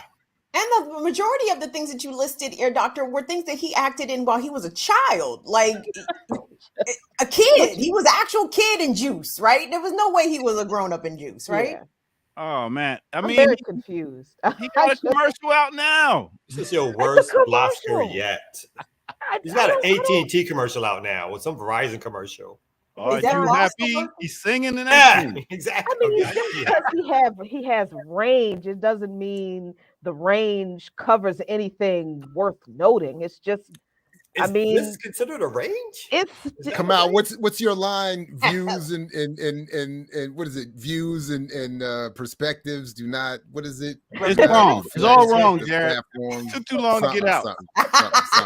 Anyway, with that. With that, hey, that segment was too long to get out. You talking about what I'm talking about? That whole damn choice was too long to get out. Hey, well, no, can I leave with this? Let me leave with this.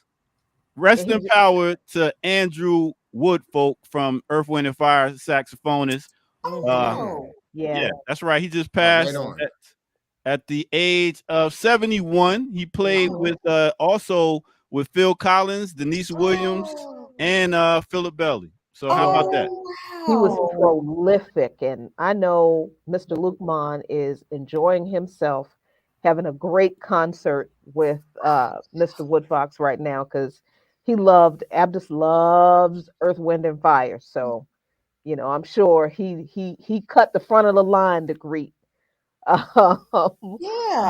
Woodfolk. So rest in power. Dear Doctor, can I, as a suggestion, maybe when you do some of these highlights of people, I'm interested in some of these session musicians, like this man you just mentioned from Earth, Wind and Fire.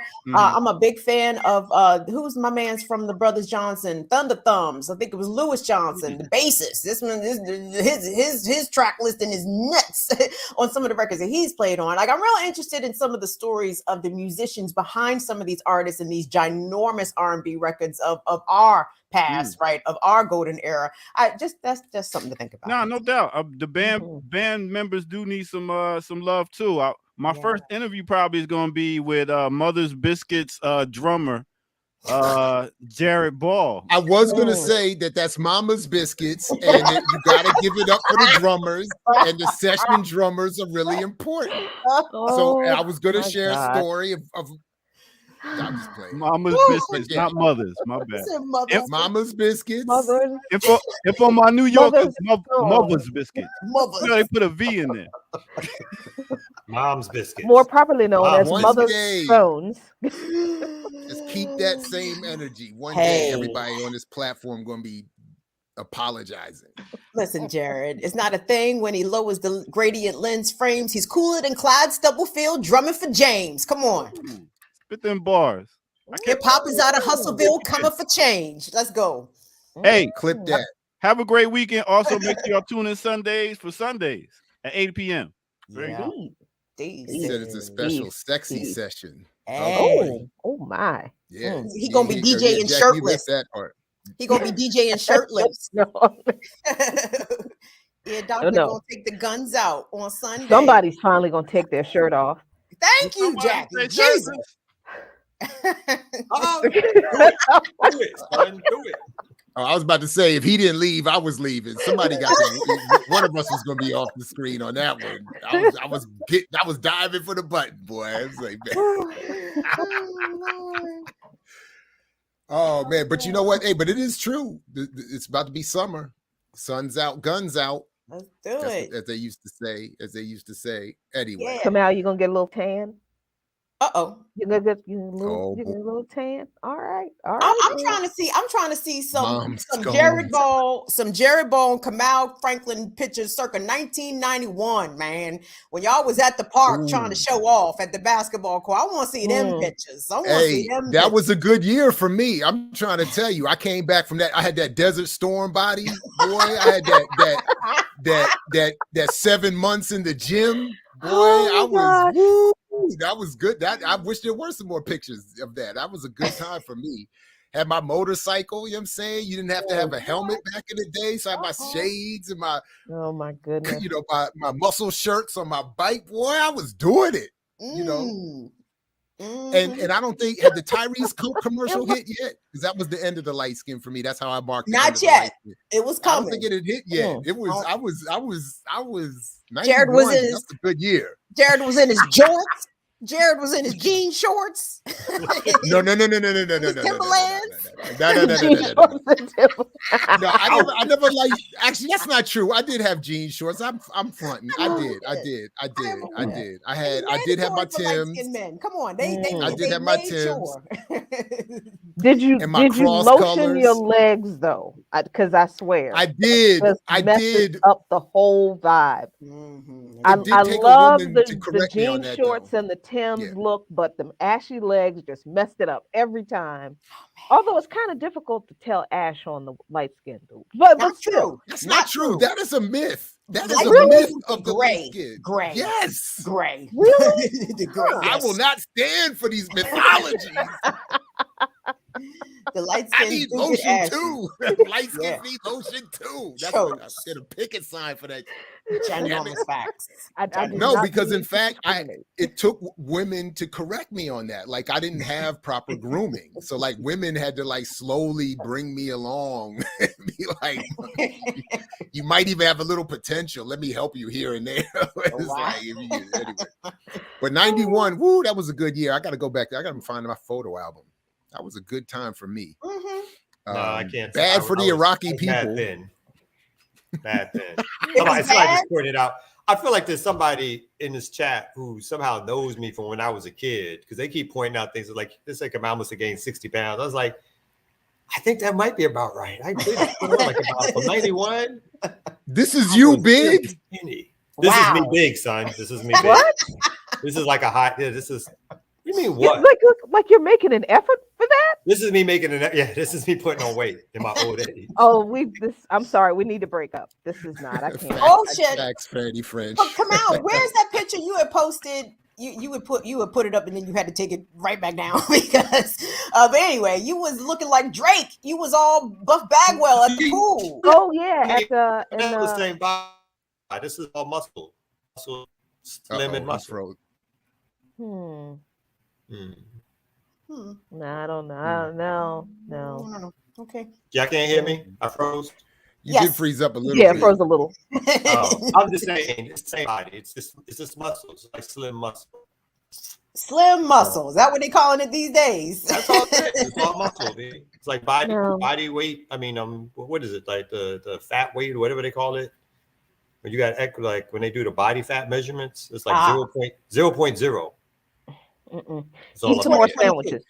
Today. Eat some more sandwiches. Yeah, today. That's how it is today. No, eat some more sandwiches, please. I'm coming to Baltimore, so we'll talk. Okay. Oh shit. Oh boy. Oh shit. Hey, now in Baltimore. Watch out, everybody. Jacqueline, I see we have 15 minutes left in the hour here, and I know you had a story that you wanted to get into. Do I have it correct? Yeah, so I wanted to make sure that, in the event I might not be able to come on at all next week because I'll be in Cuba next week. So I don't know how internet will be. Hopefully it'll be better than it was in Venezuela. Because I have I'm on a major carrier now. I stopped being cheap and I took the advice of my national organizer, and he was like, "Cricket? What the fuck is a cricket?" Girl, I got Boost Mobile. Who I can't even play on you, boo boo. This man was like, "Cricket? What the fuck is a cricket? How is anybody supposed to contact you when you on these diplomatic missions for the organization, and you Or on cricket some phone. network called the fucking Cricket. Cricket So phone. okay, now I'm on T-Mobile, and I should be able to have some kind of internet access in Cuba. But I think this is an ongoing developing story that I think is really, really important. If you were not, aware, uh, China and the Solomon Islands uh, entered into an arrangement last week, a couple of weeks ago. This was April 26th. So this actually happened last week. And this is the prime minister of the Solomon Islands, Manasseh Sagavare. This is this guy right here, and this is a representative from China, the ambassador to the Solomon Islands, Li Ming. And the Australians, which is where the Solomon Islands is near, they're mad. Uh, New Zealand's mad. The United States is mad.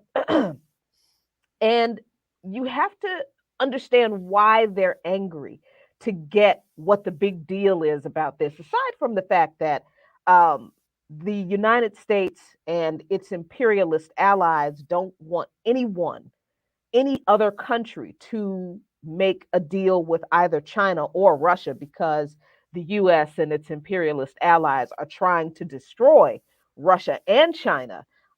So every time another country becomes non-aligned with the US imperialism and align themselves with China and Russia, then that's another, like, don't, we lost another one. So that's why they don't like that. But there is also very serious historical reasons for the problems that people are having with this deal, and it goes back to World War II, I believe.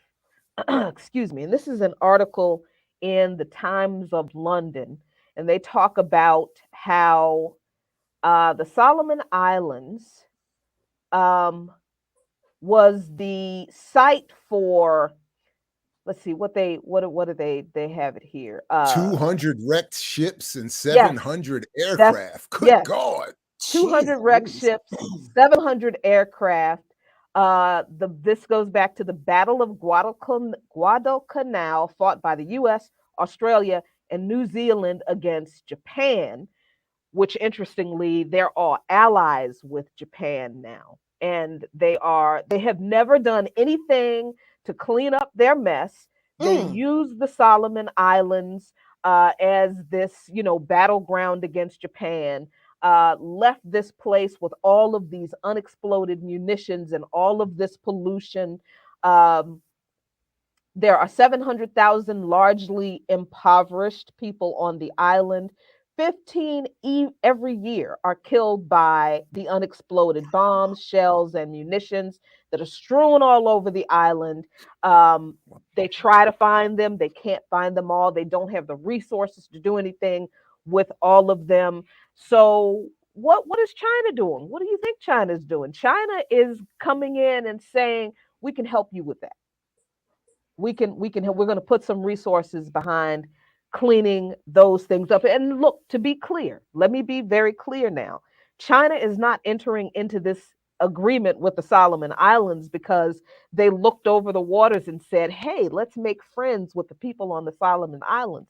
Absolutely not. China understands the geopolitical importance of making an agreement with the people in the Solomon Islands. The difference is China's actually willing to offer the people something that's worth them, that benefits them. Whereas Australia, the U.S., and New Zealand left their bombs and shit on the island and was like, "Fuck y'all, we don't care what you do with it and how it affects you."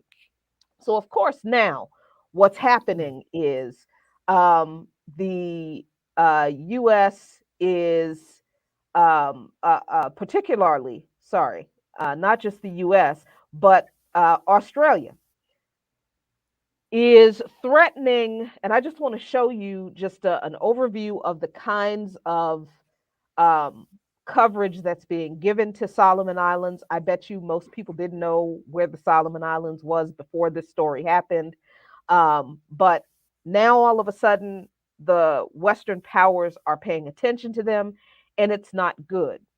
The Guardian is saying that Solomon Islands PM could use the Chinese police to stay in power. So they're already claiming that the man is a dictator, right? Then Bloomberg says China says reports of naval base on Solomon Island fake news. Now the US and Australia are already claiming that the deal that China has made with the Solomon Islands is really a secret deal for China to build a military base on the Solomon Islands. China has said they'd have no intentions of doing that. But if they did, Jackie, and doesn't the U.S. have 800 military bases around the world? China can't have one outside of mainland China? And that's the thing. So the South China Morning Post now said that China very likely to deploy troops in Solomon Islands. But that is according to what Australia says. So this is not China saying that they will deploy troops in the Solomon Islands. This is Australia saying, oh, China's going to put troops in the Solomon Islands. The Guardian also reported U.S. won't rule out military action if China establishes a base in the Solomon Islands. And here is the thing we really should pay attention to: red line or no, secrecy, because the Chinese are a bunch of sneaky, backstabbing, secretive, the whole xenophobic stereotype about Chinese. That secrecy over China Solomon Island pact piques U.S. suspicion. Excuse me. So what we're looking at, I think, is the media consolidating, not just in the US, but around the world, in Australia, in New Zealand, in the UK, the media consolidating to create a narrative that justifies a military invasion of the Solomon Island to allegedly stop China from, I don't know, building a military base, deploying troops. So Australia has already threatened to deploy troops to Solomon Island. The Australian PM basically said we should just go ahead and invade them, since they and call the Solomon Island their backyard. But this is after 80. Yes, the Australian PM said the Solomon Islands is our backyard. This is after 80 years of Australia, New Zealand, and the US not giving a hot damn about the people of the Solomon Island and their munitions and their military war pollution that they've left on those islands that have been killing people for 80 years. So this issue has to be raised, and we have to be clear that we're talking about these governments creating a justification for some type of military action on the Solomon Islands. And don't be surprised if there is an attempt to depose the PM. Like they did my youngin' from Grenada. I vaguely remember when that happened. I remember even thinking as a child, as huge as the U.S. is, why is the U.S. invading this tiny island? Oh, because of those U.S. and European students that Maurice Bishop had kidnapped. They had to do it, right? But listen, look, because I know the Chinese leadership watch our morning show every morning, so I want to talk directly to you, China. Xi Jinping. I call him Xi. I just call him Xi. Please, my man. My dude, look, you don't have to do all of this, because I saw one of the words in the article that Jackie pulled up was destabilize. The argument being you, China, are now destabilizing the region. If you really want to throw some destabilization, do something less, probably ultimately less expensive, maybe depending on your project plans there, and less threatening, at least overtly, and just simply cut us a check for our student loan debt here in the United States. I am making a direct appeal to China. Hey, what? Pay off our student loan debt and see the remedy. You don't have to be all messing with the worry about Australian invasions and all that. Just pay off our student loan debt. My man, So wouldn't it be funny if they actually did? Because I would be like, No. oh my God. I will take a check from China. Today. Middle initial A, Jared A. Ball. Right. You know what I'm saying? You want my social security? Because you probably already have my social. They are definitely already got it. They already got. They know exactly where to send that check to, Jared. Exactly. Yeah. No, do.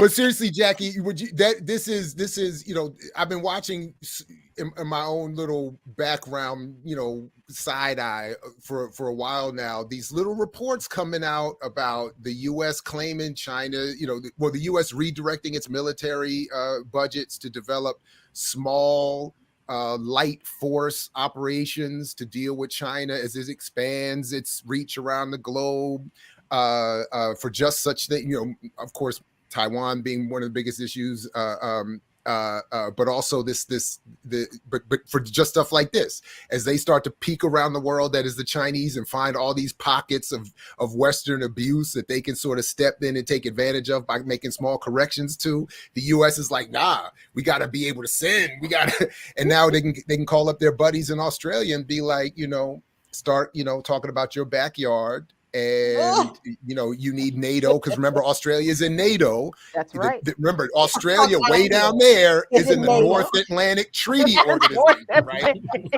One of the most obvious signs of white supremacy ever. Right? How the hell are you in the North Atlantic Treaty Organization? Dog, you in the South Pacific, my G, nowhere near the North Atlantic. But they get on that call, be like, you know, NATO and backyard and China, and all of a sudden it's you know, so, you know, but yeah, that's crazy. That's crazy. And all that mess they left down there, all those bombs and planes and boats. Oh, God dang. The audacity. The audacity. And just a reminder that the biggest drivers of global climate change, of global pollution is the military. The military and these capitalist powers, but the military has destroyed, decimated entire ecosystems around this planet, and have left those problems there for the Black and brown people to deal with on their own. So fuck all the way off, US and Australia. Fuck, can we become like how these white people are with Ukraine? Can we sign up to go fight for the Solomon Islands? Like, can we show up whatever the Solomon Islands flag is? Can we start putting Solomon Island flags in our bios on social media? And within Black history, there's precedent of organizations starting to send Black folks over to fight for Ethiopia. There's a well-known story. Not enough information has come out that Malcolm X was talking to Che Guevara about supporting in the Congo, if I'm not mistaken, sending Black folks, recruiting Black folks and sending them off to fight for Congolese independence. So there's a history there. Yeah, there is. And they're attacking Kamau, all that internationalism, he's being attacked. I see. That's what it is.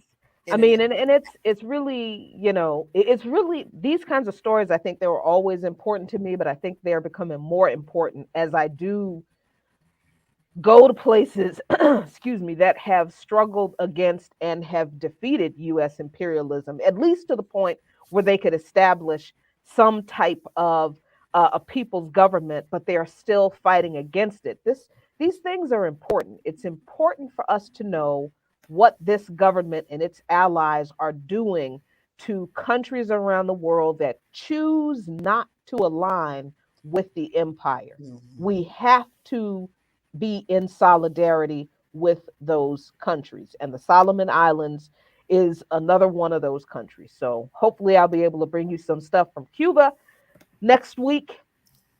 But yeah, just. Hey, tell all the good folks down there we said what's up. Shout out from Black Power Media, Vincent Amos.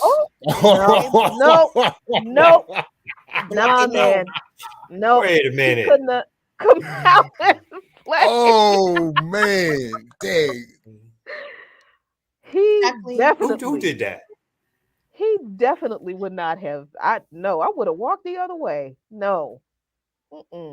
So, Jackie, do you have space in your suitcase for me? because I you think don't. I do. I literally just went to Marshall's and bought a big suitcase. Oh, yay! I'm only Because 5'2". I got I should be able to fit if I yeah, if I 'cause squint I down. got supplies and everything Oh, that I'm gonna excellent, take down excellent. there. So And I'll listen, put you in the corner. you can bring home all the Cuban stuff that you want because I will be staying. You don't have to Look, worry about bringing me I back. got plastic wrap. I got the bubble wrap. I'm She said bringing. it's a Look, one-way ticket. It's a one-way ticket, honey. I ain't coming back. If I get there, they're gonna have to put me out. They're gonna be like, Kim, you got to leave. if I don't come back, don't come looking. Hey, I'm just saying. right, girl.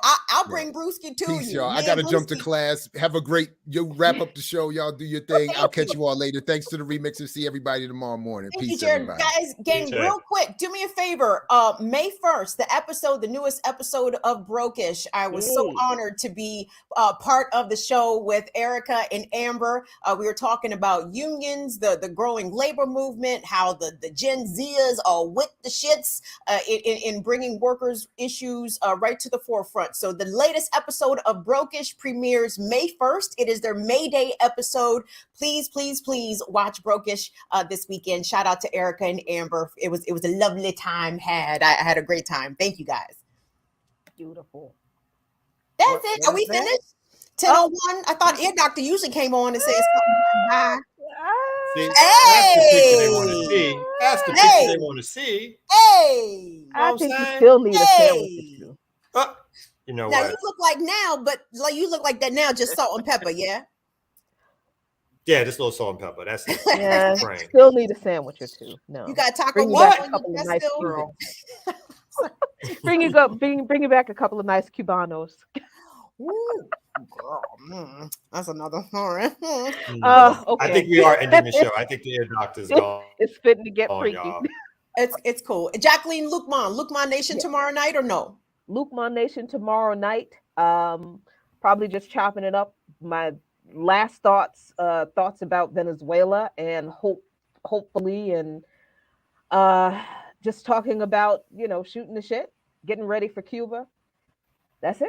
Beautiful. And BPM is going to be part of the Revolutionary Blackout Network's Anti-Imperialism Summit that starts Monday, runs through Sunday. Tomorrow, 7 p.m., Burn It Down with Kim Brown. Shout out to Quaker Socialists, because I'm going to look into all those food processing plants that have mysteriously gone up into flames over the past several weeks. This, as Joe Biden coincidentally announces that we should prepare for food shortages. So we're going to have an interesting show for y'all Friday. Burn It Down with Kim Brown. Please like and subscribe. On behalf of all of us here at the Remix Morning Show on Black Power Media, deuces, y'all. We love you. Hit like, hit subscribe. Y'all have a powerful weekend, as my brother Kalanji Chonga would say. Right on, y'all. Deuces.